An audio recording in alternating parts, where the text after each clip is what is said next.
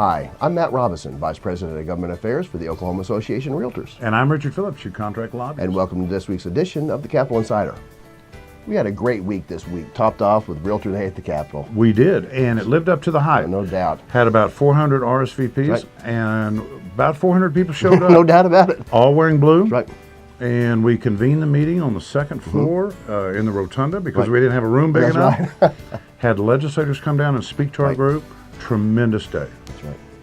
And next week is a deadline week as far as committee work in the House and the Senate. Let's talk a little bit about that. Well, we have a couple of measures that are in committee next week on deadline week. Right. But the biggest obstacle we overcame was our home buyer savings account, which is very important to us. That's right. Has a fiscal impact. Right. And so we're working with the author. We're making some changes to it, and we really need to thank Chairman Osborne for allowing us to bring that to her committee, because quite frankly, she's got a difficult job, and she's not allowing a lot of bills to get there. That's right. And so the realtors owe a huge thanks. Right. And we'll get that bill next week. We'll make some changes to it, and we'll see what we can do to make sure that it doesn't have too much of an impact on this year's budget. Exactly.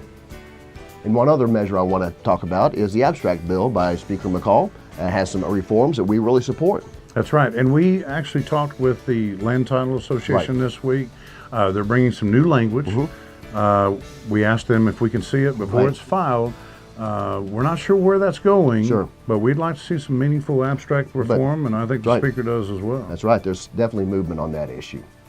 Richard, we really want to thank everybody that came out to the Capitol for Realtor Day. It was an amazing event, record-breaking crowd, unbelievable. It really makes a huge impact. It really does. When the realtors come out there and talk about the real estate industry issues that are really important to them, no question. And that's going to wrap it up for this week's edition of the Capitol Insider, and we'll see you next week. See you.